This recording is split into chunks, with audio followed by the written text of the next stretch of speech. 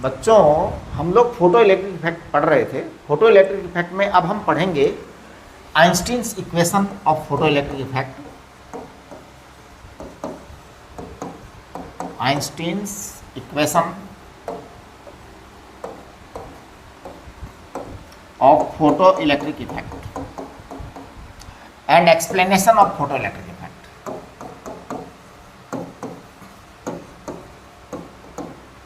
Of photo electric effect. देखिए बड़ा ही simple है।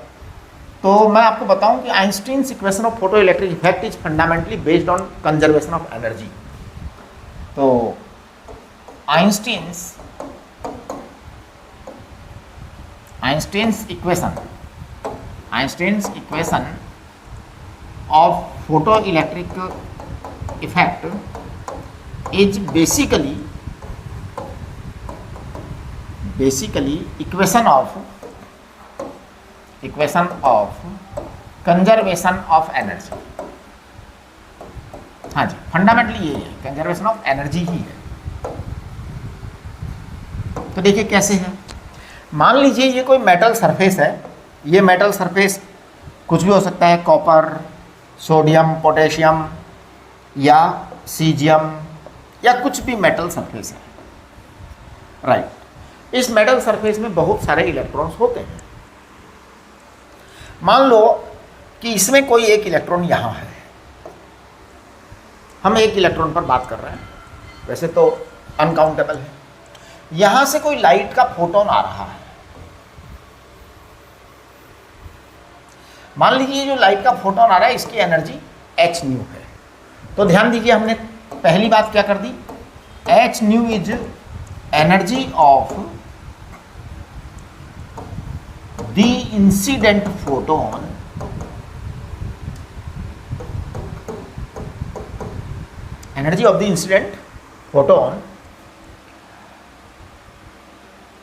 Photon to eject out electron. अब देखिए नंबर 2, ये इलेक्ट्रॉन यहां पर है।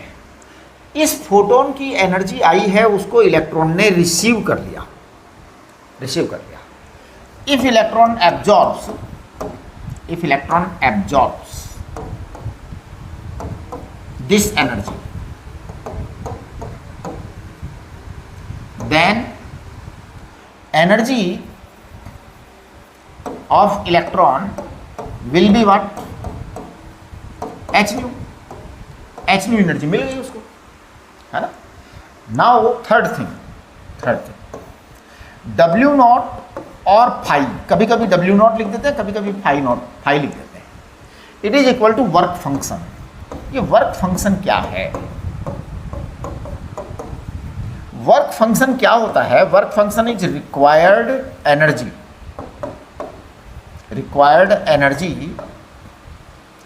और desired energy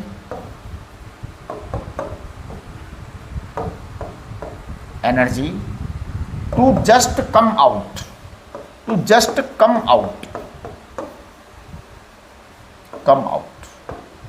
electron from the metallic bonding या मेटेलिक अट्रैक्शन, है ना। मेटल भी तो अट्रैक्ट करता है ना इलेक्ट्रॉन को। अब मेटल अपना इलेक्ट्रॉन छोड़ना नहीं चाहता है। अट्रैक्शन और बॉन्डिंग। अब बात को समझिए। तो रिक्वायर्ड एनर्जी और desired energy to just come out electron from the metallic attraction और बॉन्डिंग, इतनी एनर्जी तो चाहिए। यानी ये इलेक्ट्रॉन जो अंदर है उसने इस फोटोन को रिसीव किया। अब ये इलेक्ट्रॉन यहाँ से चल करके, देखिए मैं इसको अलग कलर से बना रहा हूँ, यहाँ से चल करके सरफेस तक आने का कार्यक्रम कर रहा है। जस्ट हियर इसके लिए उसको इतनी एनर्जी खर्चा होना है, इतनी एनर्जी वेस्ट होनी है, खर्च होनी है, राइट। तो देखिए as electron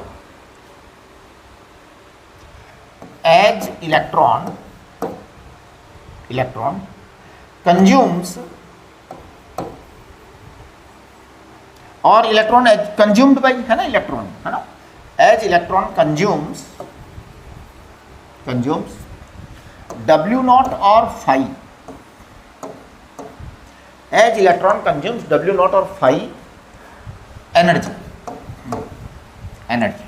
to just come out to the outer layer of metal.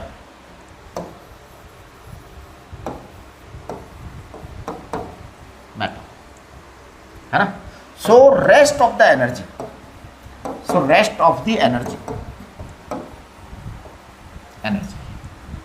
is utilized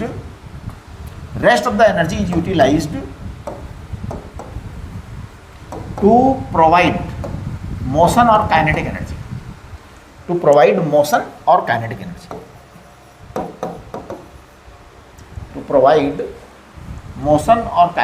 है ना? तो देखिए, kinetic energy of the electron of the photo electron, बड़ा ही सिंपल सा इक्वेशन है, हाफ एम वी स्क्वायर। ये काइनेटिक एनर्जी होगी।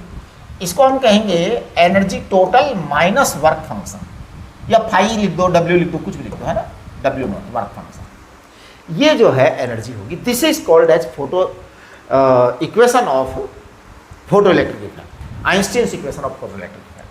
मतलब कितना सिंपल है? हाँ, yes, this is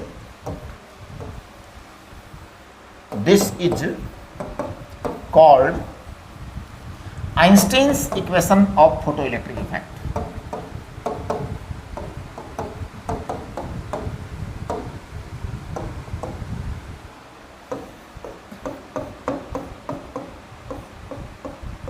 Einstein's equation of photoelectric effect. Okay, अच्छा, अब ये Einstein's equation of photoelectric effect है, तो हम बात करेंगे कि क्या क्या होने वाला है।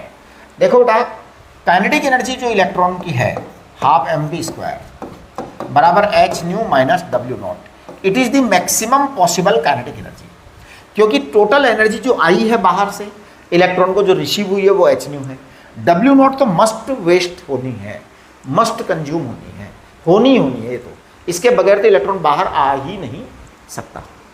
So this is the maximum possible kinetic energy of photo electron.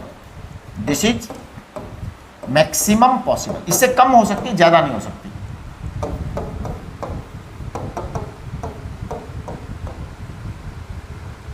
Of photo electron, किसी भी फोटो इलेक्ट्रॉन की एनर्जी इस अमाउंट से ज़्यादा नहीं हो सकती, इससे कम जरूर हो सकती है। कम ऐसे कि और भी कहीं वेस्ट हो सकती है, इधर उधर कोलिजन वोलिजन में वेस्ट हो सकती है, कुछ खर्चा हो सकता है इधर उधर, लेकिन इससे तो ज़्यादा काइनेटिक एनर्जी हो ही नहीं सकती, कम तो जरूर हो सकती है, राइट। चलिए अब हम बात करेंगे कि if nu decreased, then half mv square decrease,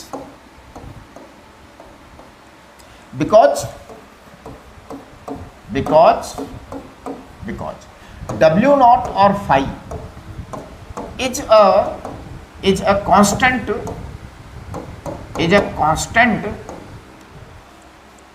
for a metal, कोई भी एक मेटल है, जैसे कॉपर है, एल्यूमिनियम है, या सीजियम है, या पोटेशियम है, या सोडियम है, उसके लिए ये चीज़ एक कांस्टेंट होती है। हर मेटल के लिए अलग अलग कांस्टेंट होता है, तो वो तो कांस्टेंट है। अब इसका मतलब ये है कि सारा डिपेंडेंस इन दोनों के बीच ही है, तो डब्ल्यू नॉट तो फिक्स है। तो अब देखिए क्या होगा कि if for a particular, for a specific nu equal to nu naught, if for a specific nu equal to nu naught, half mv square is 0। भाई कुछ कम होगा तो कोई ऐसी चीज़ होगी जो कि जीरो हो जाएगा। जब आप न्यू को कम करते जाएंगे तो एक ऐसा फ्रीक्वेंसी जरूर होगा जहाँ पे half m v square zero हो जाएगा। This is called threshold frequency, है ना। हाँ, this specific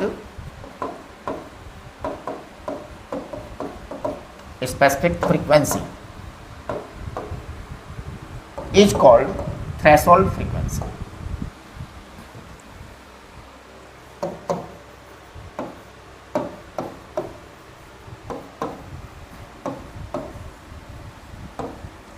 frequency. This specific frequency is called threshold frequency. अब देखिए, it means at nu equal to nu naught, that is threshold frequency, क्या हो जाएगा बताओ? Half m v square it is equal to h nu naught minus w naught. It is equal to 0, and therefore w naught will be what? W naught will be h nu naught. ये आपका work function का formula आ गया कि अगर आपको threshold frequency दी हुई है तो वर्क फंक्शन आपका ये होगा h nu naught, correct? Okay, इसके लिए आपका हाफ एम बी स्क्वायर 0 आएगा, यानी कि हम half m v square kinetic energy of photon जो है, तो देखिए hence half m v square it is equal to h nu minus W naught, it is equal to h nu minus h nu naught. ये बहुत ही important बात है। तो अब इसमें देखिए ये जो क्या क्या चीजें क्या क्या हैं, एच प्लांक्स कांस्टेंट है, एच क्या है? Planck's constant 6.62 × 10⁻34 joule second, correct? और आपका न्यू क्या है? New is frequency of high energy incident photon, है ना? Frequency of high energy photon, incident photon, जो इंसिडेंट फोटोन है उसकी फ्रीक्वेंसी है। न्यू नॉट क्या है? न्यू नॉट है थ्रेशोल्ड फ्रीक्वेंसी।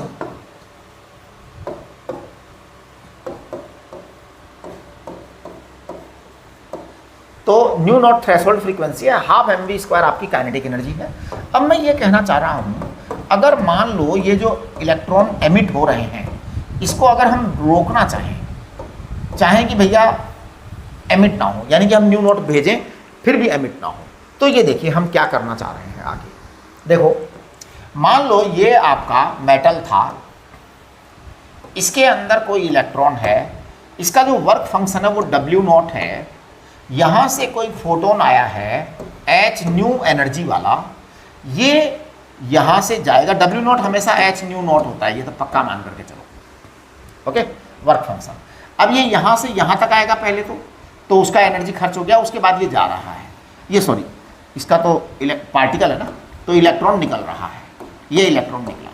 इस इलेक्ट्रॉन की काइनेटिक एनर्जी आपकी हाफ एम वी स्क्वायर बराबर है H nu minus h nu not.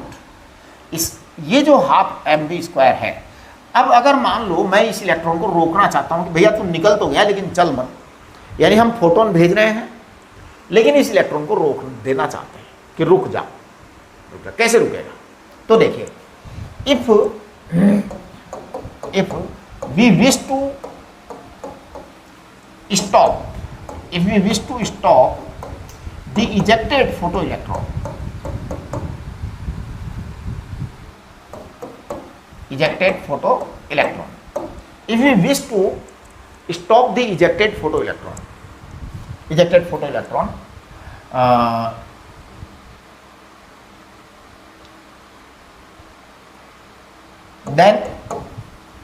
then we have to apply some negative potential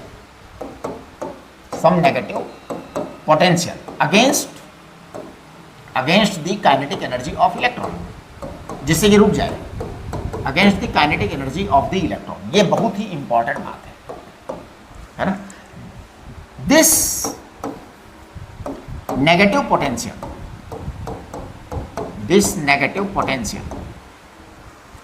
applied to overcome the kinetic energy of electron. This negative potential applied to overcome the kinetic energy of electron is called stopping or cutoff potential V naught. Stopping or cutoff potential V naught। तो देखिए, आपको हमने electrostatics में पढ़ाया था half m v square बराबर E V not. अगर we not उसको रोक रहा है, नेगेटिव पोटेंशियल है, ध्यान दें, तो हम इसको कह देंगे H nu minus h nu not. अब आप देखिए, अगर वी नॉट को हम लिखते हैं H upon E minus H upon E new not.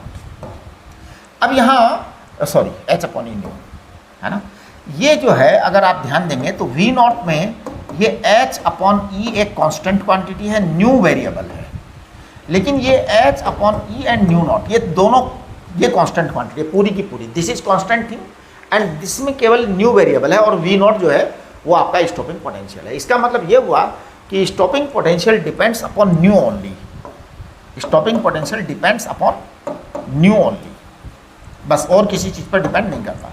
Depends upon new only for a particular metal,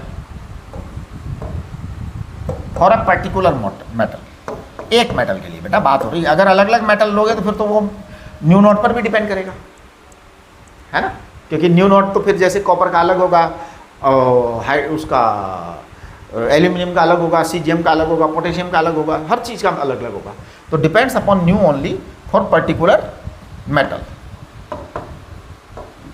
अलग अलग मेटल के लिए तो फिर दोनों पे डिपेंडेंसी आएगी। अब देखिए, मैं ग्राफ ड्रॉ कर रहा हूँ न्यू नॉट वी नॉट का और न्यू का।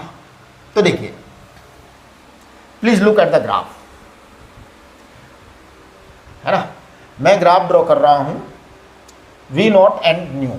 वी नॉट इधर लेता हूँ और इधर लेता हूँ न्यू, है ना। एक बात कंफर्म है कि ये जीरो है, ये वी नॉट है तो ये नेगेटिव है पक्का, और इधर वी नॉट आ जाएगा तो ये पॉजिटिव आ जाएगा। ओके, सबसे पहले आप एक बार इस न्यू को जीरो लिखें, put nu equal to zero. तो जैसे ही आप न्यू इक्वल टू जीरो लिखेंगे, आपका जो वी नॉट है, यानी कि न्यू इक्वल टू जीरो होने का मतलब क्या होता है, न्यू इक्वल टू जीरो होने का मतलब है कि कोई फोटोन आ ही नहीं रहा, नो फोटोन इज कमिंग। तो आपका जो वी नॉट आएगा वो आएगा ये वाला, ये वाला, ये जो वैल्यू है ये है minus H upon E new not. Fundamentally ये पॉजिटिव हो जाएगी, फंडामेंटली ये पॉजिटिव हो जाएगी। दिख रहा आपको नेगेटिव रही है लेकिन है पॉजिटिव हो जाएगी। समझने की कोशिश करिए, आपको पॉजिटिव पोटेंशियल लगाना पड़ेगा। इसका मतलब पता है क्या होता है कि अगर आपने कोई फोटोन नहीं डाला है, कोई फोटोन नहीं डाला है, तो भी आप फोटो इलेक्ट्रॉन को निकाल सकते हो बाहर। बिना फोटोन के भी फोटो इलेक्ट्रॉन निकाला जा सकता है बाहर। उसके लिए आपको इतनी एनर्जी उसको सप्लाई करनी पड़ेगी, पॉजिटिव पॉजिटिव एनर्जी सप्लाई करनी पड़ेगी, इतना पॉजिटिव पोटेंशियल देना पड़ेगा। इसका मतलब समझिए आप थोड़ा सा, मैं यहाँ पे, चलो मैं एक बार ग्राफ बना देता हूँ फिर इसका मतलब समझाता हूँ। अगर आपने वी नॉट को जीरो कर दिया तो वी नॉट जीरो पुट करिए, पुट वी नॉट जीरो। अगर आपने न्यू को जीरो किया तो आपके पास में वी नॉट क्या आएगा, minus H upon E new not. अब ये वी नॉट अपने आप नेगेटिव है, इसका मतलब रिजल्ट पॉजिटिव आएगा, राइट। ओके, अगर आपने वी नॉट को जीरो लिख दिया तो क्या होगा, वी नॉट को जीरो लिख दिया तो फिर आपके पास में nu equal to nu naught आएगा। तो मैं ग्राफ ड्रॉ कर देता हूँ एक बार, ये आपका nu equal to nu naught आएगा। ये दोनों पॉइंट्स को मिला दीजिए तो this will be straight line, है ना। आप चाहो तो इस इक्वेशन का जो कंपैरिजन है वो y equal to M X plus C से कर सकते हो। देखो ये x एक्सिस है, ये y एक्सिस है, तो मैं इसको कर रहा हूँ y equal to M X plus C से कंपेरिजन। तो देखिए c आपका जो है वो है minus H upon E new not. What about m? m आपका है h अपॉन ई। ये जो m है ना h upon E, it is constant slope, ये स्लोप है और ये कांस्टेंट है। इसको आप अगर ये यहाँ पर थीटा निकल के आ रहा है आपके पास, तो इसे आप टेन थीटा कह सकते हैं, टेन थीटा कह सकते हैं। इसका मतलब ये हुआ कि h अपॉन ई जो है ना टेन थीटा है, तो आपका h क्या आ जाएगा, ई टेन थीटा आ जाएगा। इसी कंसेप्ट से प्लांक कांस्टेंट को पता किया गया। सबसे पहले इसी कंसेप्ट से प्लांक कांस्टेंट को पता किया गया, और जो प्लांक कांस्टेंट की वैल्यू आई वो 6.62 × 10⁻34 जूल सेकंड रिसीव हुई थी पहली बार। अच्छा, अब चलिए, अब हम जरा इस बारे में बात कर लें कि व्हाट दिस स्टेटमेंट सेज। तो देखो यहाँ पर एक चीज़ बड़ी इंपॉर्टेंट सी निकल के आ रही है कि if no photon is incident, if no photon is incident,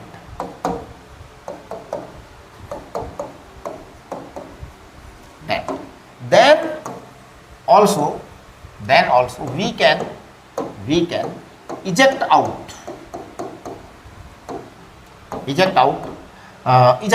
electron. That electron will not be photoelectron. ध्यान दीजिए, उसको फोटो इलेक्ट्रॉन नहीं बोलेंगे. If no photon is incident, then also we can eject out electron from metal by applying positive potential equal to H upon E nu naught. आप अगर इतना positive लगा दोगे तो मेटल में से इलेक्ट्रॉन निकल के आ जाएगा, है ना. But that electron is not photo electron. उसको फोटो इलेक्ट्रॉन बोलेंगे नहीं, क्योंकि आपका वो इलेक्ट्रॉन इलेक्ट्रिसिटी से निकल के आया है, पावर से निकल के आया है, ताकत से निकल के आया है. This electron is not photo electron, है ना, फोटो इलेक्ट्रॉन. ओके, तो ऐसा इलेक्ट्रॉन जो निकल के आता है वो पावर से निकल के आता है कि आपका पास में मेटल सरफेस था, मेटल सरफेस में बेचारा इलेक्ट्रॉन था. अब आपने क्या किया, इस बेचारे इलेक्ट्रॉन पर यहाँ एक पॉजिटिव पोटेंशियल लगा दिया, तगड़ा वाला. ये जो पॉजिटिव पोटेंशियल आपने अप्लाई किया, इसकी वैल्यू थी H upon E nu not. New not is threshold frequency, है ना. इसे आप वर्क फंक्शन भी कह सकते हैं. तो that is work function upon E. इतना आपने पोटेंशियल लगाया पॉजिटिव, और इस पॉजिटिव पोटेंशियल ने इलेक्ट्रॉन को पकड़ के कहा चल आजा बाहर, खींच दिया. इस तरह से आपका ये फोटो इलेक्ट्रिक इफेक्ट वाला चैप्टर समाप्त होता है. इसमें हमने बहुत डिटेल में बड़ी बारीकी से एक चीज़ डिस्कस कर दी है, तो आप इसको अच्छी तरह से कर लीजिए. मैं इसके 2-3 क्वेश्चन अभी कर रहा हूँ, फिर एक क्वेश्चन का एक वीडियो बाद में बनाएंगे. देखो, सबसे पहले मेरे पास एक क्वेश्चन है. आप देखो, HC वर्मा की जो सेकंड पार्ट वाली बुक है HCV, उसका एग्जाम्पल नंबर 42.1 है. 42.1 है. क्या है ये example? Consider a parallel beam of light of wavelength this and intensity this. देखो जी, दो चीज़ें दे रखी हैं एग्जाम्पल में. लैम्डा दे रखा है 600 नैनोमीटर, है ना, यानी कि 6 × 10⁻⁻7 मीटर, ये आपको लैम्डा दे रखा है. इसकी इंटेंसिटी दे रखी है लाइट की 100 वॉट पर मीटर स्क्वायर है. क्या 100 वॉट पर मीटर स्क्वायर है. चलिए, find the energy and linear momentum of each photon. तो देखिए, बड़ा सिंपल सवाल आ गया. सबसे पहले तो फोटोन की एनर्जी हमने कहा h न्यू, हम जानते हैं nu is equal to C upon lambda. तो देखिए, h है आपका 6.62 × 10⁻34, C है 3 × 10⁸ अपॉन लैम्डा है 6 × 10⁻⁻7. ये आपका आंसर है. कैलकुलेशन आप करिए अपने आप, आई विल नॉट डू. ये आपका एनर्जी आ गई फोटोन की. अच्छा, अब एनर्जी बराबर आपके पास में है h न्यू, जो कि आपने कैलकुलेट करी. इसको मैं कहता हूँ m × c², इसको मैं कहता हूँ m × c, इसे मैं कहता हूँ p × c. इसका मतलब मेरे पास में p इक्वल टू क्या आ गया, h न्यू अपॉन c आ गया, है ना. एनर्जी आपने ऑलरेडी कैलकुलेट कर दी है, इसलिए c से आप डिवाइड कर दो. c से क्या करो, डिवाइड कर दो. तो इसमें स्पीड ऑफ लाइट से डिवाइड हो जाएगा. तो देखिए, स्पीड ऑफ लाइट से डिवाइड होगा तो क्या होगा, 6.62 × 10⁻34 अपॉन क्या है लैम्डा 6 × 10⁻⁷. तो फंडामेंटली क्या किया हमने, C से C उड़ा दिया, और C से C उड़ा देने पर यह आ गया h अपॉन लैम्डा. तो दिस इज योर आंसर. आप कैलकुलेशन चेक करिए अपने आप, I will not do the calculations. चलिए next, how many photons cross 1 centimetre area perpendicular to the beam. देखो बेटा, 1 सेंटीमीटर एरिया पर कितना फोटोन का नंबर आएगा, ये कह रहे हैं ये. ओके, एक फोटोन की एनर्जी इतनी है. अब इंटेंसिटी आपको दे रखी है इतनी, है ना. तो ध्यान दो इस क्वेश्चन को करने के लिए, बिकॉज इंटेंसिटी उन्होंने दे रखा है 100 वॉट पर मीटर स्क्वायर. तो 1 मीटर स्क्वायर पर इतना वाट आ रहा है.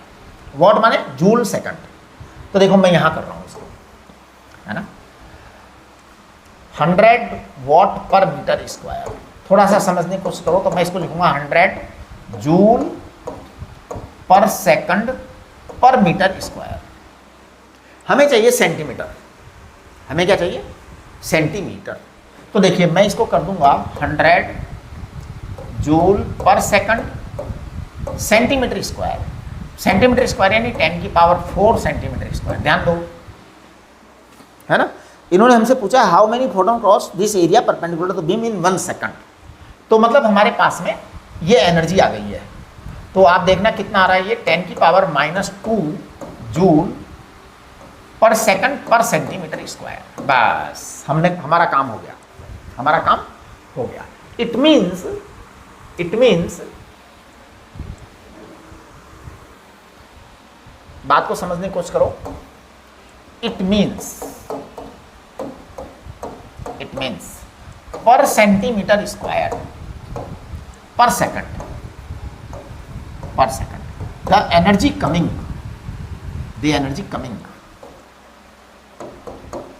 इज इक्वल टू 10 की पावर -2 जूल। इतनी एनर्जी आ रही है भैया। अब इसको n इंटू एच न्यू कर दो तो ये नंबर ऑफ फोटोन आ जाएंगे। तो n आ जाएगा आपका 10 की power -2 upon H new. H new energy है, एनर्जी आपने पहले से ही निकाल रखी है ना। तो वो जो एनर्जी है उसका आपका आंसर आ चुका है, आ चुका होगा, कुछ ना कुछ कैलकुलेशन कर लिया होगा। तो आप यहाँ पे पुट करिए उस एनर्जी को, पुट दैट एनर्जी, है ना। एच न्यू को आप लिख दीजिएगा C अपॉन लैम्डा। कर ही चुके हो वो सब। तो अब आप इसकी कैलकुलेशन करिए, that will be your answer, right. चलिए ये आपका 42.1 था। इसके बाद में आप अगला एग्जाम्पल देखिए 42.2। Find the maximum wavelength of light that can cause photo electric effect in lithium. चलिए जी, लिथियम के अंदर हमें फोटो इलेक्ट्रिक इफेक्ट कराना है। तो आप देखिए HC वर्मा का एग्जाम्पल 42.2 है। कितने पेज पर है? पिछले वाला का पेज लिखा था मैंने। पेज लिखना तो बहुत जरूरी होता है ना। ये HC वर्मा का जो पेज है ये था 355। चलिए अब हम बात करेंगे, ये पेज नंबर 356 पर है। तो क्वेश्चन है find the maximum wavelength of light that can cause photo electric effect in lithium. Lithium का आपको जो है ना वो दे रखा होगा वर्क फंक्शन। तो देखिए वर्क फंक्शन तो निकालना बहुत जरूरी है। 2.5 दे रखा है लिथियम का, ठीक है। तो देखिए work function of lithium is 2.5 electron volt. 2.5 electron volt का मतलब क्या है? इलेक्ट्रॉन वोल्ट यानी 1.6 इंटू 10⁻⁻19 जूल। इस बात को समझिए, इलेक्ट्रॉन वोल्ट का मतलब इतना जूल होता है, करेक्ट। ये आपका वर्क फंक्शन है। अब हमें चाहिए कि इसकी मैक्सिमम वेवलेंथ क्या होगी। देखिए हमने आपको पढ़ाया था work function equal to h nu naught. बेटा ये न्यू नॉट आपकी क्या है? थ्रेशोल्ड फ्रीक्वेंसी है। यहाँ पे मैं बता देता हूँ C बराबर होता है न्यू लैम्डा और C बराबर होता है न्यू नॉट लैम्डा नॉट, है ना।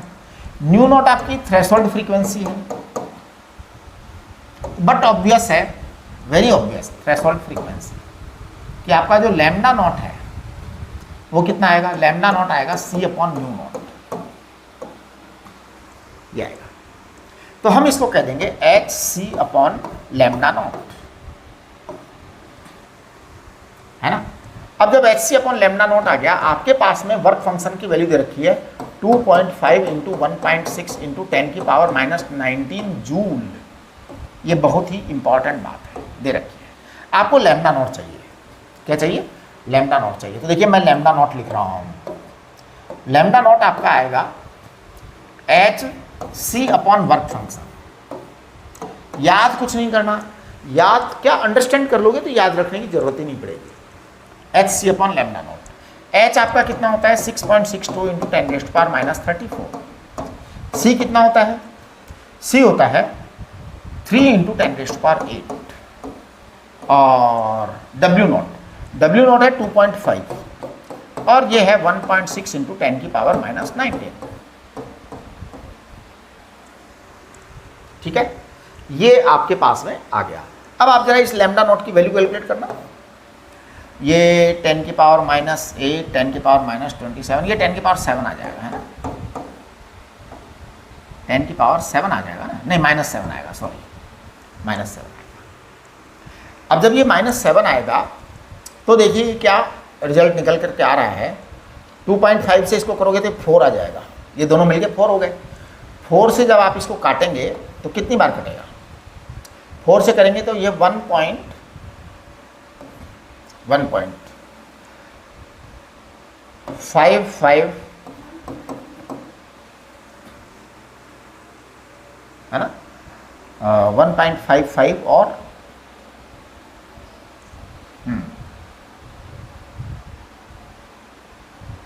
515 आएगा क्या, है ना। आप इसको करके देख लीजिए कैलकुलेशन, राइट। तो आप कैलकुलेशन करके देखेंगे, ठीक है, you will do the calculate it please, है ना। चलिए अब मैं आपसे ये कहना चाह रहा हूँ कि मैं आपको एक बहुत छोटी सी बात बता देता हूँ, बहुत छोटी सी बात बता देता हूँ, और वो एक जनरल कैलकुलेशन का एक हमेशा के लिए बात बता देता हूँ, मॉडर्न फिजिक्स में बार बार काम आएगा। वो है hc/e की कैलकुलेशन। ये बहुत यूजफुल कैलकुलेशन है और बहुत फ्रिक्वेंट यूज में आएगा। क्या है, 6.62 इंटू 10 की पावर -34, c इज 3 इंटू 10⁸ और e है 1.6 इंटू 10 की पावर -19। ठीक है बेटा, ये जो कैलकुलेशन आती है ना, अगर आप इसे अच्छी तरह से करेंगे ना, तो ये कैलकुलेशन आपकी जो आती है वो 1.24 इंटू 10 की पावर -7 आती है हमेशा। देखो आप चेक कर सकते हो कि नहीं, ये 12.4 आएगा क्या ये, हाँ 12.4, क्योंकि ये तो 10 की पावर -7 आएगा। 12.4 इंटू 10 की पावर -7, ये आपको याद रखना है हमेशा, दिस कैलकुलेशन, ठीक है। एक्चुअली इससे क्या होगा, आपको ये वाली कैलकुलेशन बार बार नहीं करनी पड़ेगी, और सैकड़ों सवाल हैं तो आपको जरूरत पड़ेगी बार बार। यानी ये आप याद रख लीजिए, Planck constant into speed of light in upon E charge of electron, हमेशा इसकी जो वैल्यू आएगी वो 12.4 इंटू 10 की पावर -7 आएगी। तो यू डू इट, राइट। चलिए इसके बाद देखो कि एस.सी. वर्मा जी की जो बुक है, इसके अंदर आपका एग्जाम्पल 42.3 देखिए, पेज नंबर,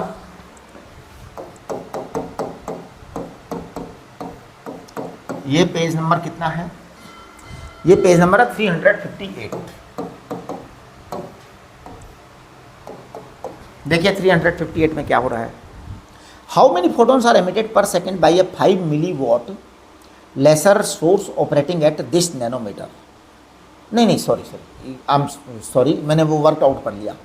आप इधर देखिए, a point source of monochromatic light of 1 milliwatt is placed at a distance 5 metre from a metal surface. Okay, light falls perpendicular on the surface. Assume wave theory of light to hold and also all the light falling on the circular area within the radius. This, ठीक है, is absorbed by a single electron on the surface.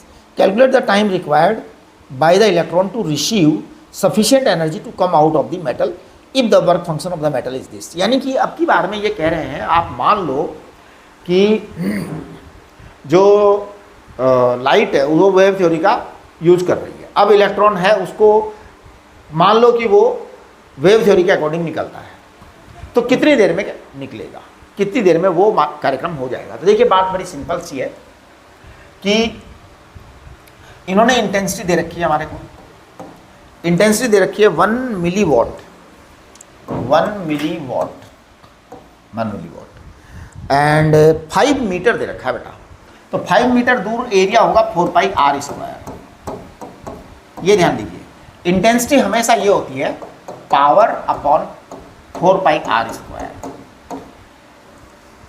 ये intensity होती है। तो मैंने intensity calculate करनी है सबसे पहले, 10 की पावर -3 4π इंटू 25, तो ये 100 आ जाएगा। तो इंटेंसिटी आ जाएगी आपकी 10 की पावर -5 अपॉन पाई, ये आपकी इंटेंसिटी आ गई, वॉट पर मीटर स्क्वायर आई है ये इंटेंसिटी, राइट। अच्छा, अब ये कह रहे हैं कि एक मेटल सरफेस है, उसके अंदर एक इलेक्ट्रॉन है। इस इलेक्ट्रॉन की खास बात ये बता रहे हैं कि जो है ये जो आएगी उसमें से इतने एरिया तक आने वाली आई को ये रिसीव कर लेंगे, सर्कुलर एरिया दिस तक, है ना। तो इसका मतलब ये हो गया कि इस इलेक्ट्रॉन को जो है पर सेकंड एनर्जी, तो per second energy obtained by electron,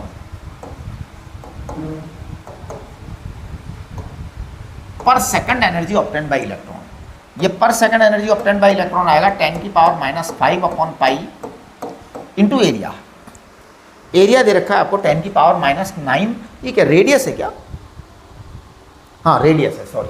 तो फिर πr² आएगा 10⁻⁹ का स्क्वायर। अब देखिए एक बात सुनो, यहाँ मैंने एरिया को 4πr² लिखा है और वहाँ मैं πr² लिख रहा हूँ। क्यों कर रहा हूँ मैं ऐसा? इसका जवाब आप सोचिए कि मैंने यहाँ πr² लिखा, यहाँ 4πr² लिखा, कारण आप ढूंढिए। तो 10⁻⁻23 जूल की एनर्जी इस इलेक्ट्रॉन के पास आएगी।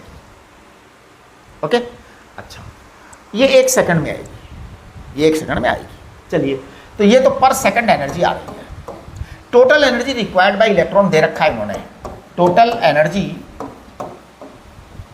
Energy desired by electron to come out, desired by electron to come out.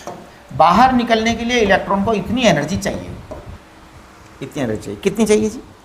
बाहर निकलने के लिए इलेक्ट्रॉन को एनर्जी चाहिए, इन्होंने दे रखा है 2 electron volt. 2 electron volt work function है, यही चाहिए।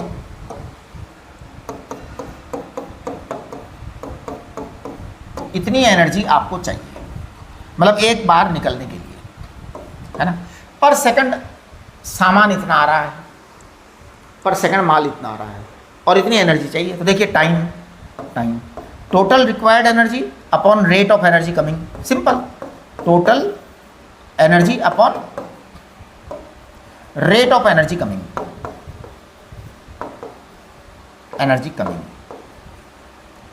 ठीक है ना। तो देखिए आपकी टोटल एनर्जी है 2 × 1.6 × 10⁻⁻19 और बेटा 10⁻⁻23 जूल पर सेकेंड आ रही है। तो इसका मतलब ये हुआ कि आपके पास में 3.2 × 10⁻⁴ सेकंड लगना चाहिए, इतने सेकंड लग जाने चाहिए आपको। देखो इन्होंने क्या आंसर दे रखा है, 3.2 × 10⁴ सेकंड, बिल्कुल यही दे रखा है। अब इसका जब इन्होंने आर्स में कन्वर्ट किया तो 3.2 × 10⁻⁴, आप सेकंड को आर में कन्वर्ट करो, 1 घंटे में कितने सेकंड होते हैं? 3600 सेकंड। तो ये लगभग 9 घंटे 8 घंटे लगेंगे, यानी कि अब सोचिए आप 8 घंटा लगेगा, हैं? तो ये संभव नहीं है, राइट। चलिए, ये कभी भी नहीं निकल पाएगा इलेक्ट्रॉन, इसीलिए वेव थ्योरी फेल हो रही है। वेव थ्योरी फेल हो रही है, 8.5 घंटे में तो एनर्जी एक्यूमुलेट करेगा। तो भैया जितनी एनर्जी वो लेगा फिर इधर उधर जाती भी तो है, रेडिएशन में एनर्जी तो ट्रांसफर होती रहती है एनवायरनमेंट में, ये कभी नहीं होगा, राइट। चलिए, इसके बाद में हम वर्कड आउट एग्जांपल्स करेंगे HCV के। आप लोग यहाँ तक कंप्लीट करो और अपने आप ट्राई करिए वर्कड आउट एग्जांपल्स के, है ना। अपने आप ट्राई करिए, मैं करूँगा पक्का, लेकिन आप लोग ट्राई करिए, ठीक है।